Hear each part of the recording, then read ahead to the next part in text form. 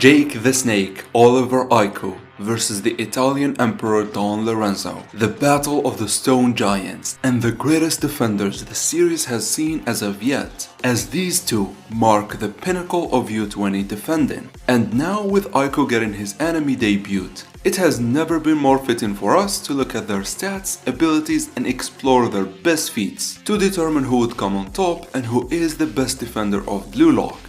But before we do, however, if you enjoy matchups like this or everything Blue Lock, please consider subscribing and joining my community Discord server. And now without any further ado, let's jump in. Oliver motherfreaking Aiku, Japan's captain and the first real defender we've seen in Blue Lock.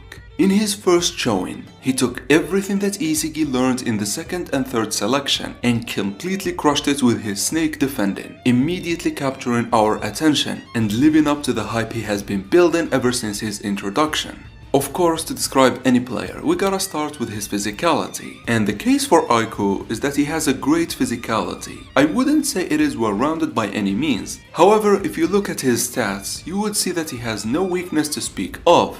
But of course, first we gotta start with his greatest stat, which is his jumping ability. As I just said, our introduction to Aiku was a jumping ability feat where he completely crushed Isagi's breakthrough. From there, however, we've seen how he was able to dominate literally everyone in the air. And honestly, I would easily say he has the best aerial maneuverability in Blue Lock. After, of course, the King Ryu, and maybe only rivaled by Kunigami. And speaking of musclehead Kunigami, next let's talk about his raw power and strength, which is also really high. Now, he might not rival Kunigami or Baro or Tokimitsu per se, however he bullies nearly everyone else, even New Gen 11 like we've seen him do with Kaiser multiple times, which kinda makes him the perfect all-rounder defender in terms of physicality, since he dominates every striker in the air, and also he holds the ground with a firm fist. But unfortunately, this muscle mass and this dominance on the ground comes at the cost of his overall speed, which I wouldn't say it is low. I mean, 81 is not low by any means, however, it's not great either compared to players like Kaiser with 91.